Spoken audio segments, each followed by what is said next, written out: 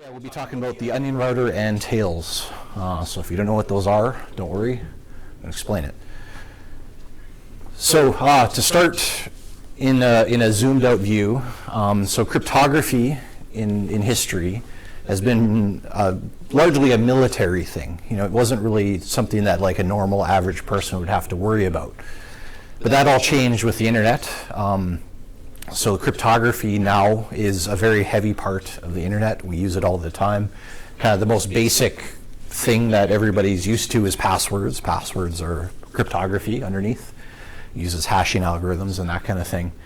And then also, like, your phone has probably got an encrypted drive on it these days. So if somebody doesn't have your PIN or your unlock recipe, they can't pull the data off your phone. So that's something that just everybody uses every day.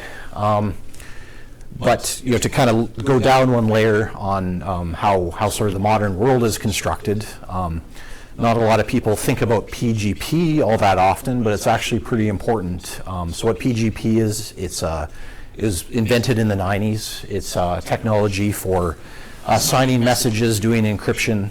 And PGP is used very heavily by open source developers. So all the software that runs on our phones and runs on the web and all that, all the security of it is enforced by the developers that sign the release that they finish to kind of vouch for, yes, this is the code that I personally went through to ensure is good code to the best of my knowledge. And the way that works, as these people are collaborating throughout the world, they don't work for the same company. They use web of trust identity to vouch for. So if you're working on some piece of code like Bitcoin Core, and you go meet other developers at the conference, you might sign each other's key to just ensure that that person is who they say they are. So actually, in one of the last talk, the tour of Bitcoin D, I did a very brief demo of how to validate the Bitcoin binary. But yeah, that's PGP. It's very important, but you don't really use it as a user, but you certainly benefit from that existing as a technology. On the web, SSL, like the website when it says HTTPS and it puts the lock sign. I don't even know if they show the lock sign anymore. It's almost taken for granted that every website is encrypted, that the traffic between your web browser and the server is encrypted. So that encrypts the message, obviously, and it uses a model called root of trust identity, such that if your web browser is going to Twitter, you get a certificate from Twitter, but you also have all these independent parties one layer above that have signed off on that. That is, in fact, Twitter that you're talking to, not somebody pretending to be Twitter. So that's a slightly different model of identity than PGP, but it's certainly something we all use all the time, every day. More recently, of course, Bitcoin. We all love Bitcoin. Bitcoin is a very remarkable invention made entirely out of cryptography. And they achieved something that is actually quite unique in that value transfer using cryptography. And also with proof of work underlying the SHA-256 proof of work, we've built a network that has this common validation platform, and that's also very, very novel.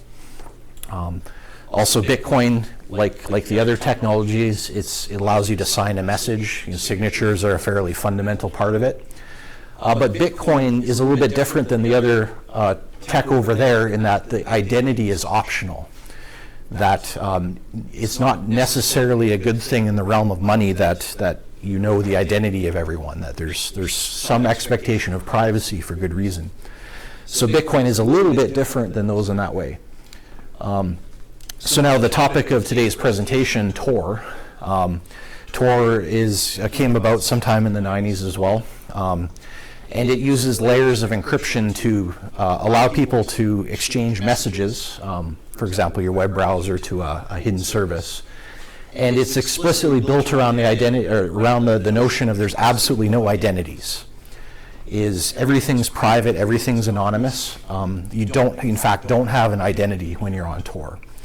So that's also very different than those other techs, other pieces of tech, and it's actually closer to what we want with Bitcoin if you want private transactions.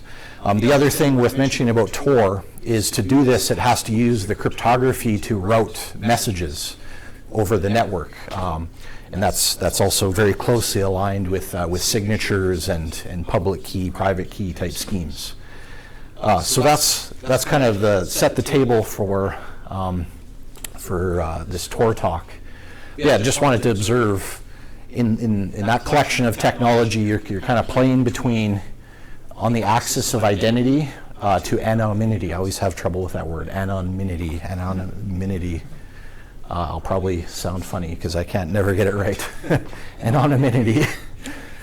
But also, yeah, on the notion of encryption, like if you're tweeting to the world, that's a message that you send out to the public. You know, that's kind of also the power of the internet, is you can send a message to the entire world. So that's public data. If you post a video on YouTube, everybody in the world can see that video potentially. However, other tools like WhatsApp chat, like for our group, or some people use WhatsApp for kind of their close family members. To stay in sync with your parents and your children. That's a more private context that the cryptography enforces, in that you're limiting who can actually see these messages at any given time. And then kind of the continuation of that is like secrecy. If you want to keep a super private journal of your thoughts, you can do that on an encrypted drive, such that this is a secret, and you can hold that data such that nobody can break into it. So that's another axis that cryptography enables you to play with. And then, yeah, of course, Bitcoin kind of invented this entire new thing that we didn't even necessarily see coming. I mean, I guess the cypherpunks doing their DigiGold and eCash kind of identified this back in the day. But Bitcoin really revealed that there's also this other axis between information and money. So that's another thing that we're now able to play with, which is cool.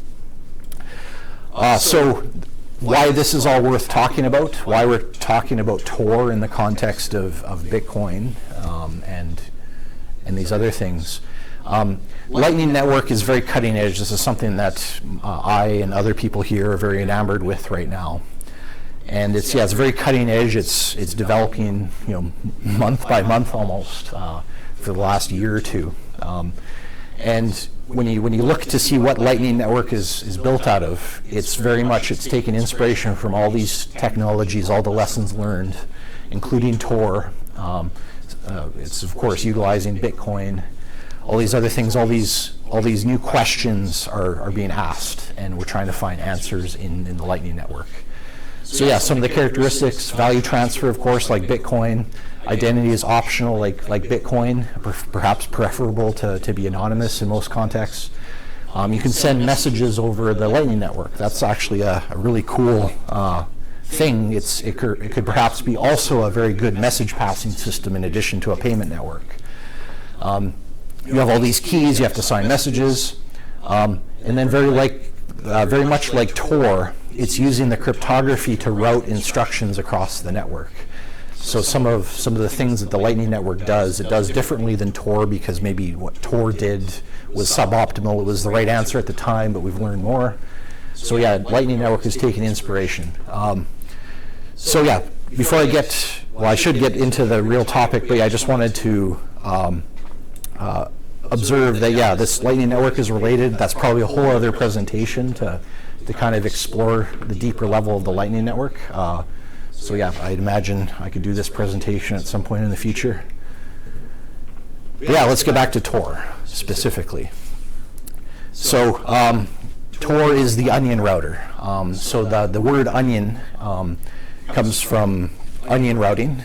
In onion routing, it's a comment like ogres. Onions have layers.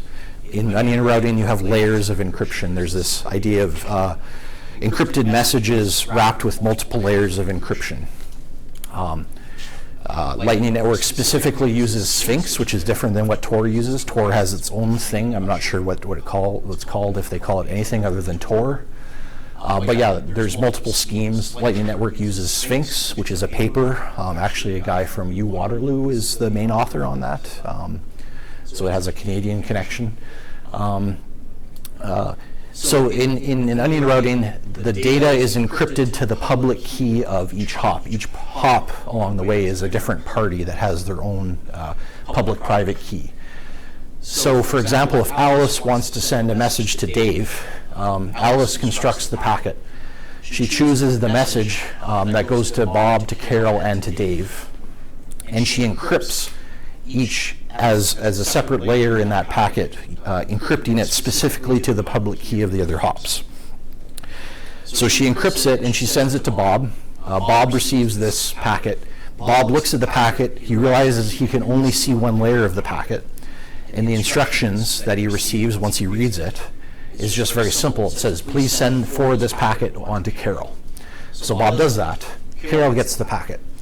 Carol decrypts it and finds that she doesn't know, she doesn't see Bob's section of the message. She only sees her section of the message, and she gets the same message except forwarding to Dave. Dave receives the message.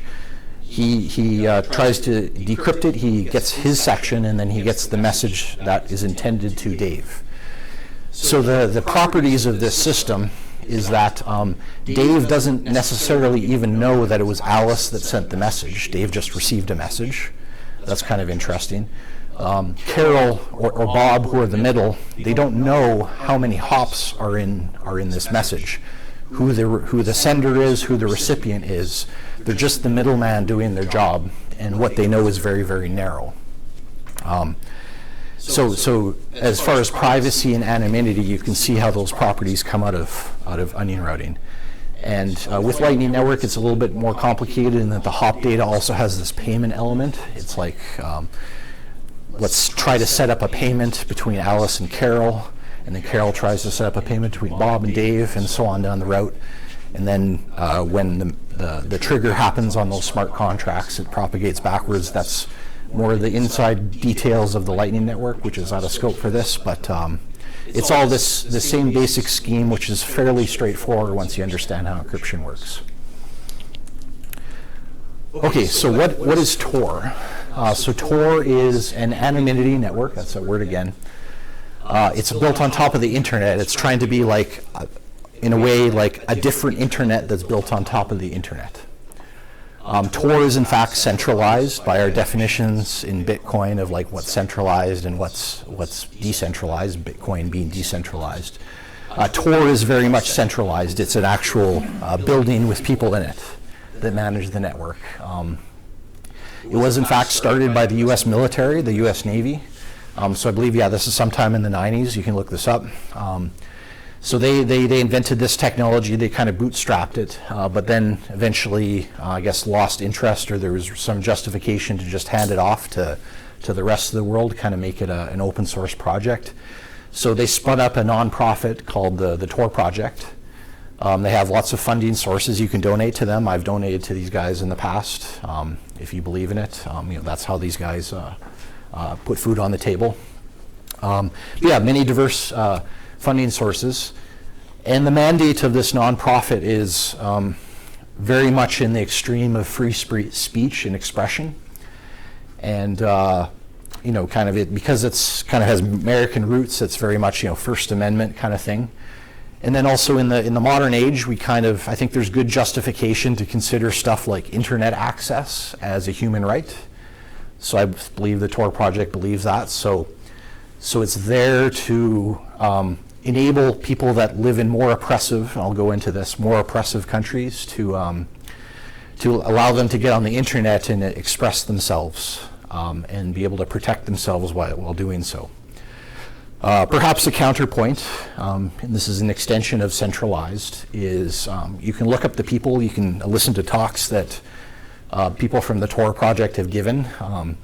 I think they would probably self-identify as very left-leaning, perhaps with this fairly strong mandate. They're perhaps radically left-leaning, depending on how you kind of score it. And I'd say that kind of leads to a contradiction in that some of the way modern leftism has perhaps evolved over time. And when there's also things like explicitly communist governments tamping down on free speech and expression and all these other things. There's a little bit of stuff that might make you uncomfortable, depending. So like I would prefer it to be apolitical, but it is kind of a political project. You know, like I would say Bitcoin is very apolitical, Lightning Network is very apolitical. This is not necessarily the case with Tor. So yeah, Tor leads to the dark web, which I'm sure you've heard of. So if you want to get in the dark web, you're using Tor, and the easiest way to do that is download an app called the Tor browser, which I'll be demoing. So you can just download it. It's based on Firefox, so it's just a fork of Firefox. And yeah, it runs on Mac OS, Windows, Linux, your phones, all that. So it's very, very easy. And yes, once you get on it, you can do bad things if you want. I guess a warning is like you don't necessarily know who you're dealing with. They might actually be feds themselves running a sting operation. That's a common thing on Tor. So yeah, certainly you can get into trouble. So yeah, be very, very careful. I wouldn't recommend engaging in any of that. And what I'm trying to do is show some of the other uses of Tor, which I think are important. Yeah. You can only buy weed if you live in Canada or Colorado or whatever. Okay, so yeah, so Tor has this this kind of weird thing, if you've never seen this before, these .onion addresses. So in my Block Explorer discussion, I showed the blockstream.info Block Explorer. So this is actually a screenshot of the footer of those pages, and they provide these Onion v3 and Onion v2 links. So in the rectangle here, that's the hover over of like what those addresses are.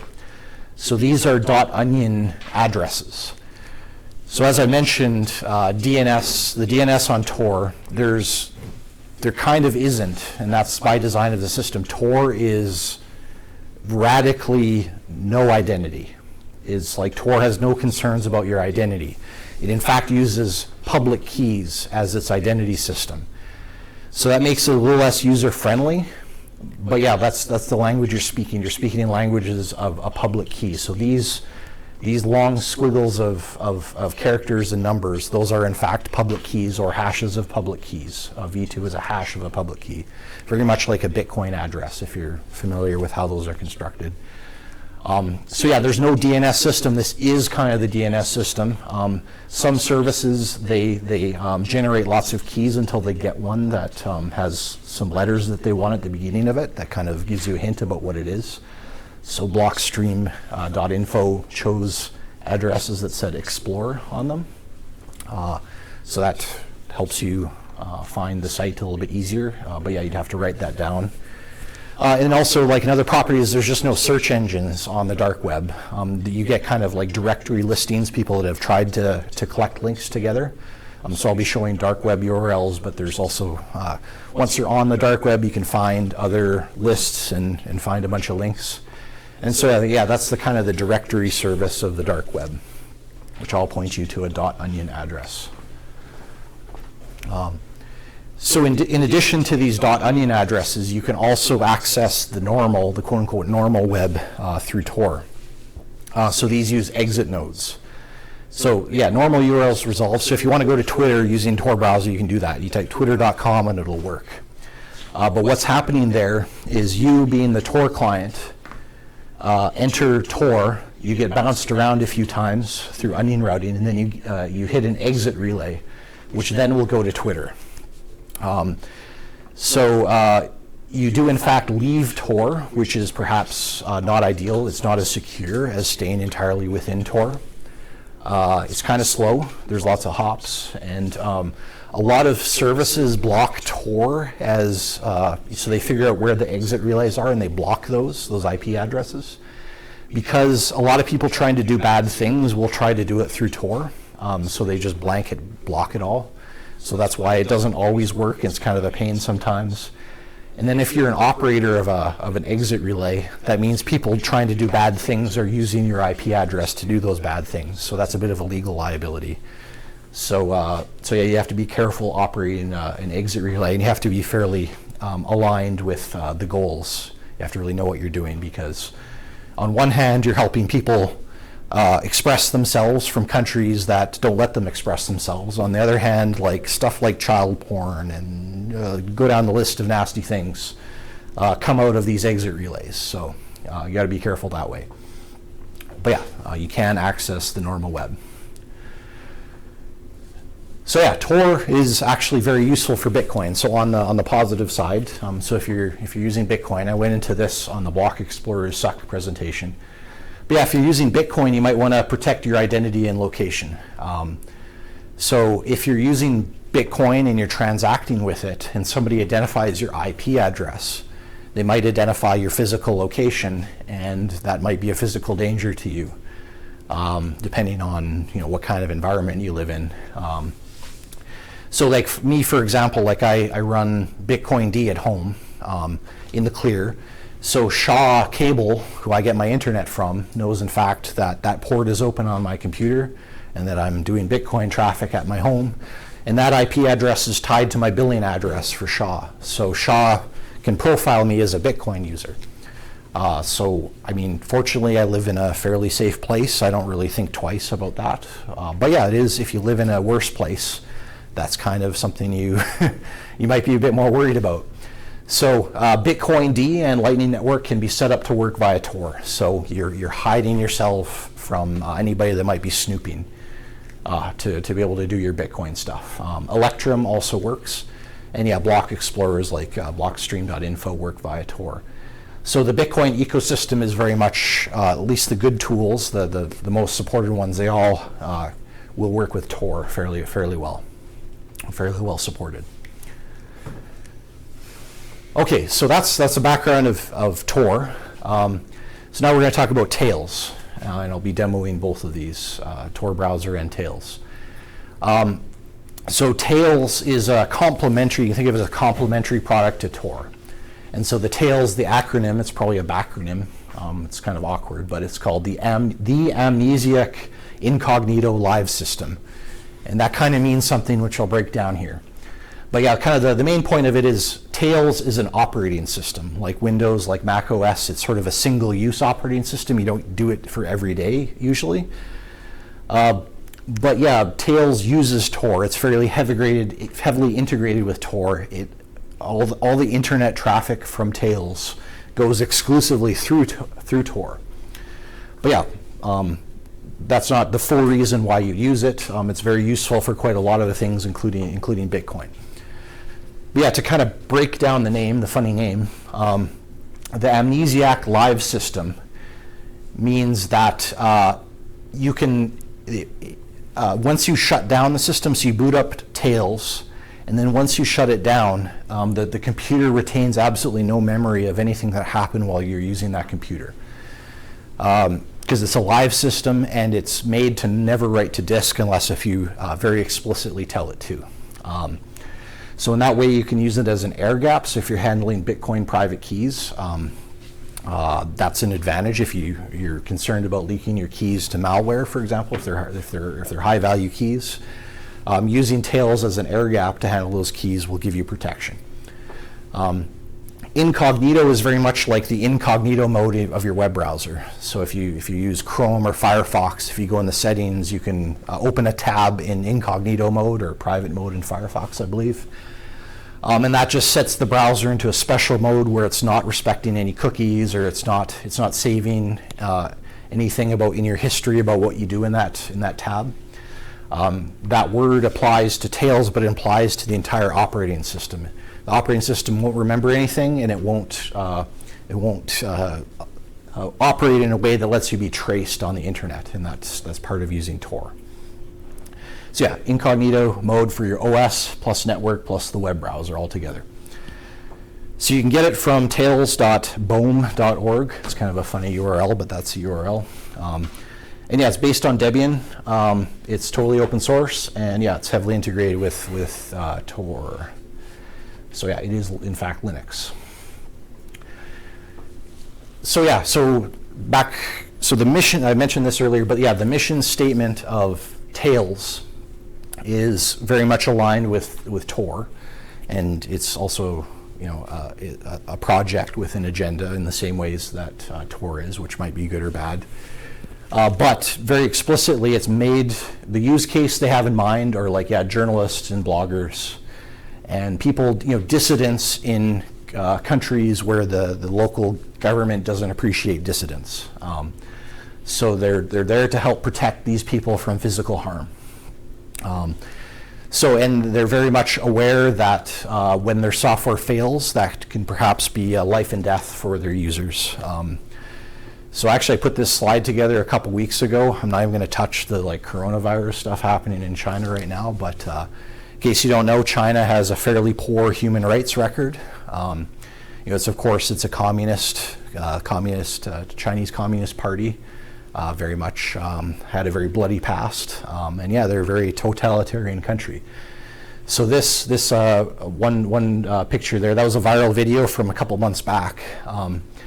It was so in China they have this thing called WeChat where it has everybody's face scanned and everybody has to use it. And if you watch this video, you kind of get the story that this poor guy was talking. He was upset at how the police in his local city were handling affairs. So he was talking negatively about the police in his town. And this is a video of him being interrogated by the police in his town, and he's renouncing all he said. He's, of course, strapped. He's chained to that chair with your fingernails exposed. And it was also clear that it was the police department that posted this video as basically a warning. Don't talk trash about the police because things might get bad for you. So that raises the question of how do you criticize the authorities when they are worthy of criticism? So that's where you might want to use Tails. Another reality, this is not pretty, but the Hong Kong protests have been going on.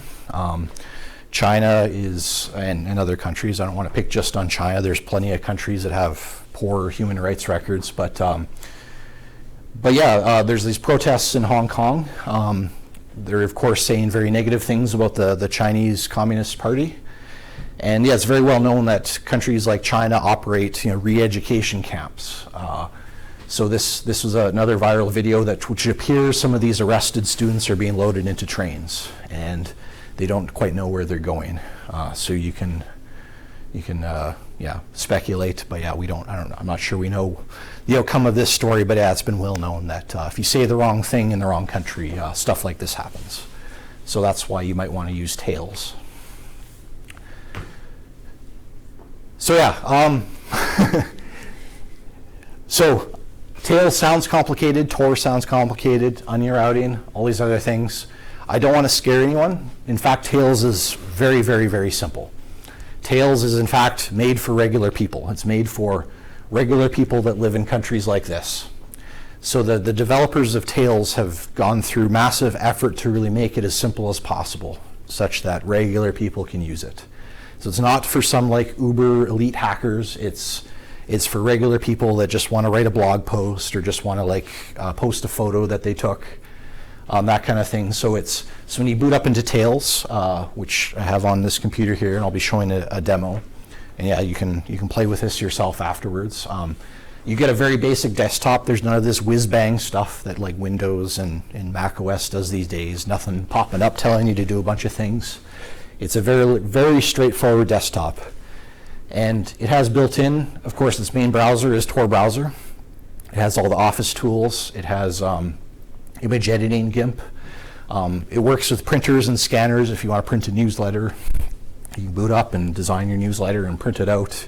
Scanners, particularly with old hardware, there's no concerns about Wi-Fi drivers. Sometimes that scares people away from Linux because it's basic things like Wi-Fi and sound don't work. Tails is very, very good, especially if you have older hardware. Just don't be scared of it. It's something worth knowing about and feeling like it's something you could be able to use. Okay, so Tails is retro.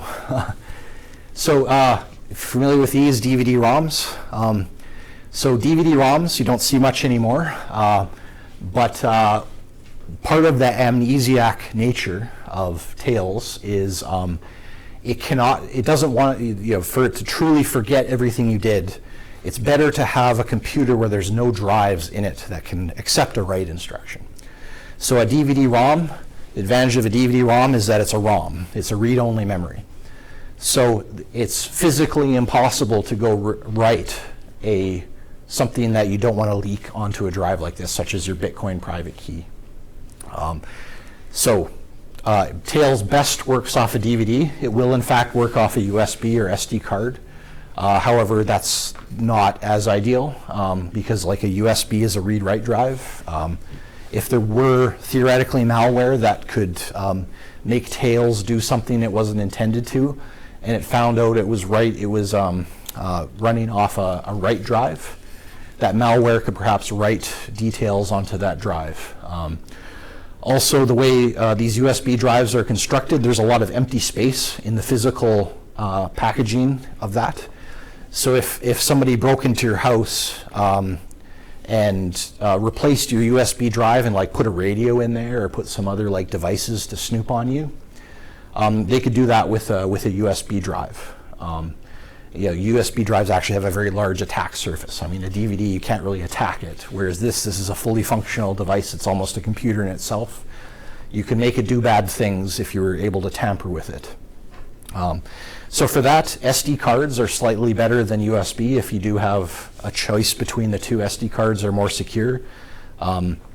USB, of course, lets you like charge your phone and all this. There's lots of power that gets delivered to a USB drive. SD cards only get enough power to run an SD card drive. So and then of course, like your SD card is actually a very, very small device, and it only gets a very small amount of power from your device. So it's much harder to do something tampering wise with an SD. It's not impossible, but it's much harder. So if you have a choice, go with an SD card. But yeah, DVD-ROM is the ideal for Tails.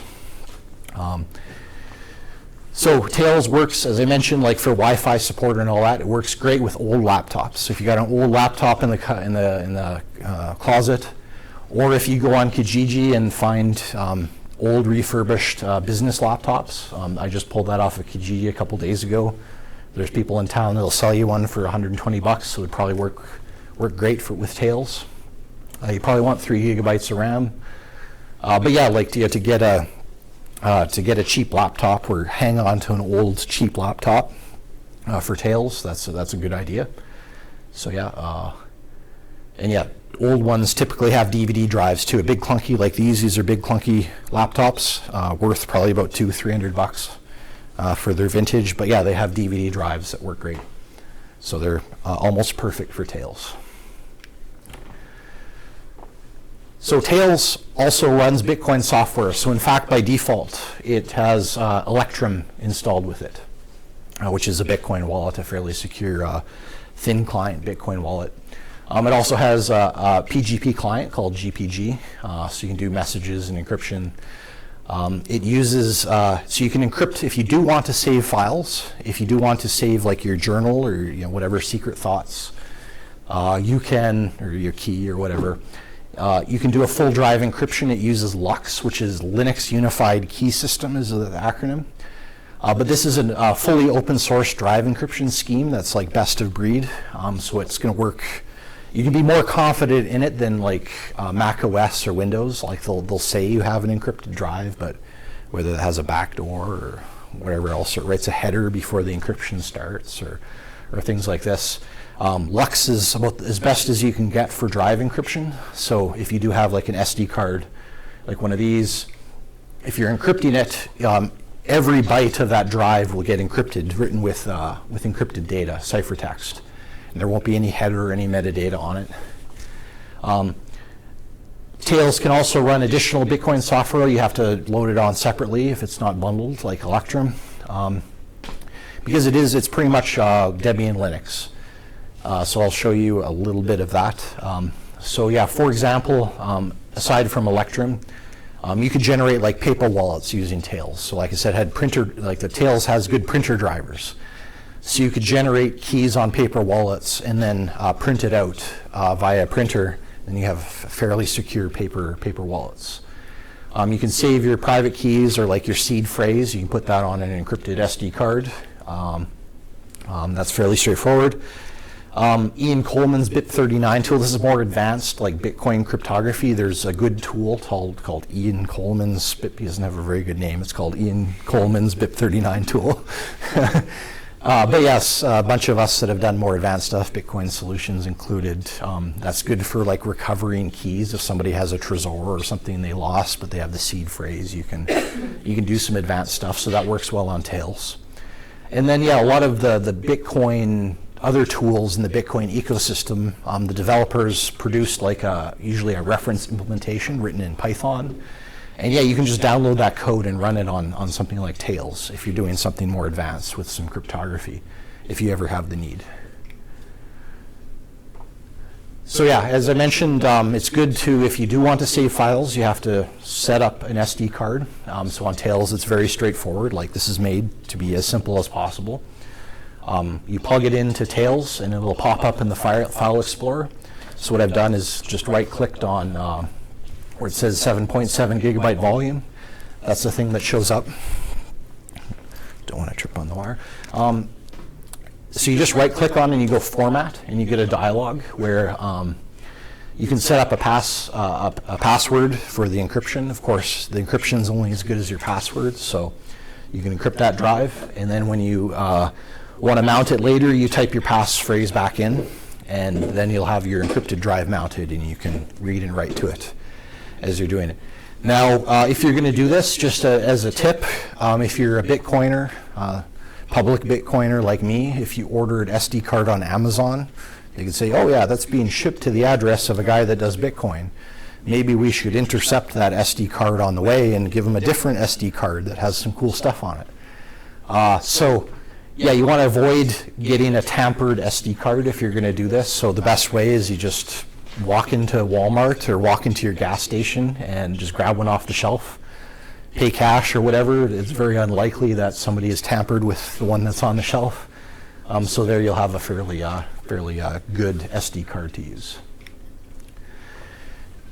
And as far as a workflow goes, if you do want to do some of this advanced Bitcoin stuff, or you want to use it as an air gap, this is a procedure that I've recommended and used, and this is something you can improvise once you kind of understand what's going on. But if you do want to do some computation in an air gap, first step is you boot Tails on your laptop. You set up your encrypted storage, like I've shown. Number 3, you then connect to the network, which connects through Tor. So you can access websites and whatever, GitHub. So once you're on the network, you can then download the software that you're interested in running. So you go to the GitHub page and get the scripts or whatever. You can validate that it is in fact the software. So if it's signed by the release people, you just validate that it is in fact the software you wanted. Now, number 5, you reboot Tails. So that's where you cause amnesia. So if in the unlikely case that something infected the system from the internet when you connected, when you reboot it, that infection would go away. There's absolutely nothing that gets persisted other than the stuff that you decided to keep. So you're now rebooted, and you do not connect to the internet. So this computer on this boot, you never connect to the internet. So then you can mount your SD card, so you can decrypt and run the software, do what you want. And then at the end, you reboot it, and then all memory of anything that you've done gets lost on the system other than what you might have written to the disk. Now, if you're doing something like a Bitcoin transaction, so if you're doing like a high-value Bitcoin transaction, you could use, while you're on this session, you could use Electrum to create the transaction for you. So you could type in your private key and do the things that you need to do to get your private key. You could sign the transaction using Electrum. But since you're not connected to the internet, you don't have a way to broadcast it. So what you would do, Bitcoin transactions are only like 200 bytes. The smallest one, between 200, 500 bytes. I mean, it depends. But it's not too much data that it wouldn't be possible to just write it down onto a pad of paper. So if you have 200 bytes worth of data, you could write that on a pad of paper. You reboot the system, which then no longer has your private key on it. And then you could connect back to Tor and then type that transaction back into the system and then broadcast it, or type it into a different computer. It's not really secret data. Once it's a signed transaction, you kind of want to send it out to the world, so you don't have to use a secure system to do it. It's just a matter of you want to protect your private keys, so that's why you go through all this trouble. Okay, so now that's all I have for talking. What is important is that I actually demo some of this stuff. Oops, sorry.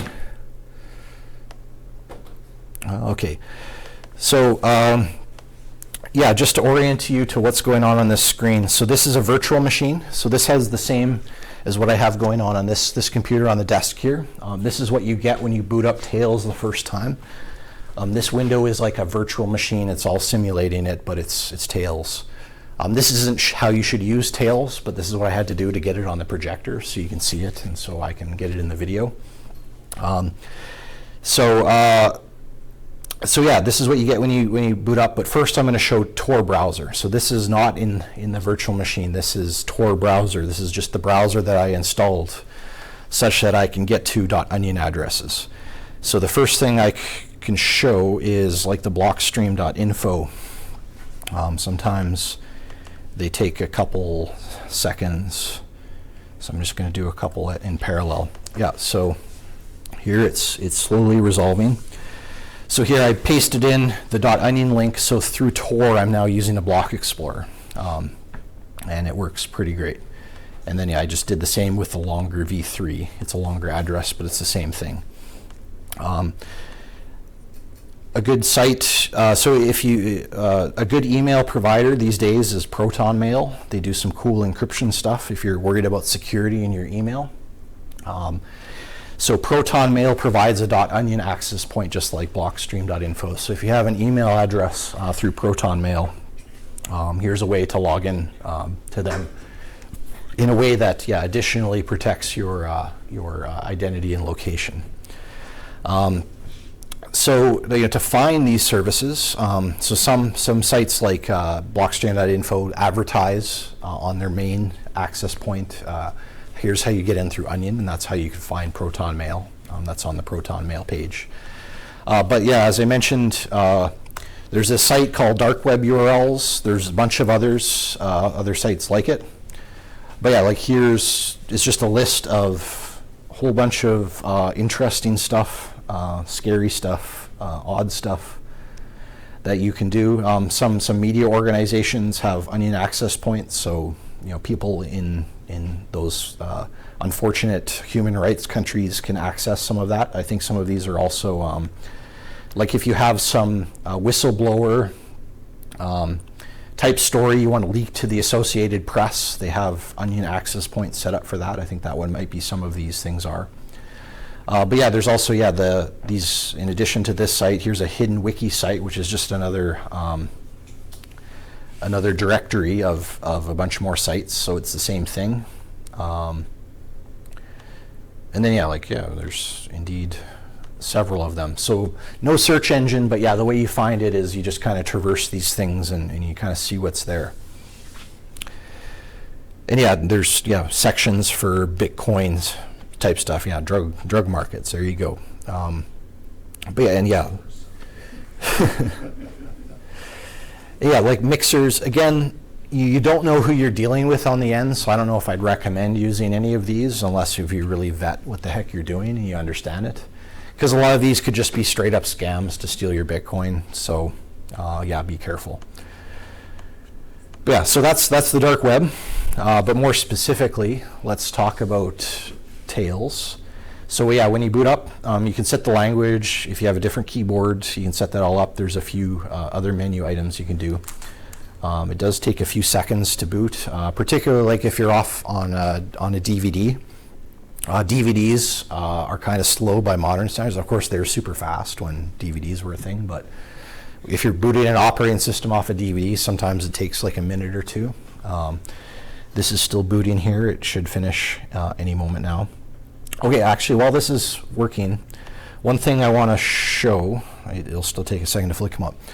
So as far as those .onion services go, on this laptop, I set up a hidden service. I'm doing some playing with that just for my own learning. but I did set up my own .onion service, which is in fact the web server is running on this other laptop. So I can show that, which in fact was very quick to load. So yeah, that's the web page. It's just a very simple thing. So yeah, it just goes to show anybody with a computer can then serve a website on the darknet. It just has to connect through Tor. And then yeah, so this web browser and that computer are meeting each other through Tor. So there's the onion routing steps. So here, yeah, so it booted up and yeah, connected to Tor. So I got all the good statuses on that. So yeah, this is a very straightforward.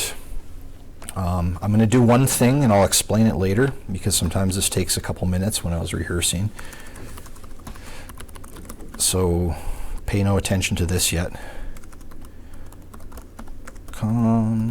Ian Coleman BIP 39. Sometimes this takes like 5 minutes to download, so I'll just start it now. I'm downloading some software. I'm going to just demo in a second. But while that's running, I'll just show you the menu here. So of course you get the Tor browser. So that you get the Tor browser, and that will take a couple seconds to launch. Like yeah, image GIMP, GNU image manipulation program. It's a pretty full-featured image editing program. Inkscape is like layout designs. There's all kinds of office software here. LibreOffice, your spreadsheet. You can do like PowerPoint. I forget which one is the PowerPoint one. But yeah, you can open docx documents, and you can type your own and save them onto a encrypted drive if you want. Let's see what else is worth talking about here. Yeah, there's like password managers. So if you have logins to like your Twitter account or whatever that you only want to use through this, there's I believe a password manager in here somewhere that would probably have to save to that SD card that you would set up. There's sound recorders. So if you want to like record a podcast or edit some audio, that kind of thing. If you're uploading, if you took a video with your phone, you could preview it on Tails. That would all work. Same with the GIMP. So if you took a bunch of photos on your phone, this is where you'd be look at them. Scan documents, that kind of thing. But yeah, here there's the Electrum Bitcoin wallet, which is very useful if you do Bitcoin stuff. So when you boot up Electrum, it actually gives you an extra warning because it knows that there's no hard drive it can save to on this computer. So it's just a double extra precaution that you need to write down your seed phrase if you're using it, because Electrum is not going to save it on a hard drive. So that's just an extra warning. It takes a second to load. Yeah, Tor browser is the same deal. Same deal as this. So anything you type into here, you can get a .onion address. You can go to twitter.com, that'll work. So on Electrum, so here setting up a wallet on Electrum. So you go next, if you want a standard wallet, create a new seed. Yeah, sure, we'll make a SegWit address. Application menu. I'll open the text editor for a second because it doesn't let you copy paste. So I take the seed phrase that Electrum generated. I can copy that off. I can paste that into a text pad. I should have written it down, but I'm not actually doing this for security, just for the demo. So to make sure you confirm it, so you just have to copy the seed phrase back in, and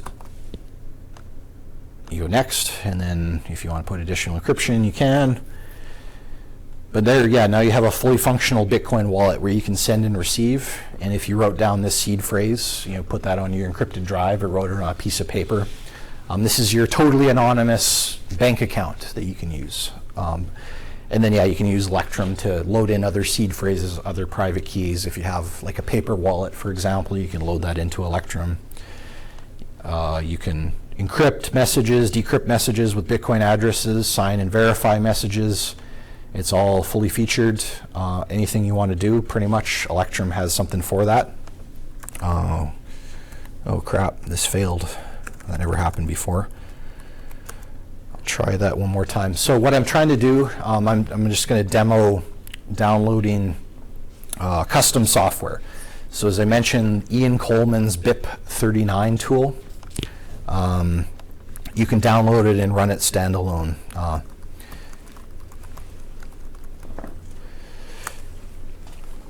Oh yeah, so this Tor browser, I should mention, by default it uses DuckDuckGo instead of Google. DuckDuckGo is a slightly more privacy-oriented search engine.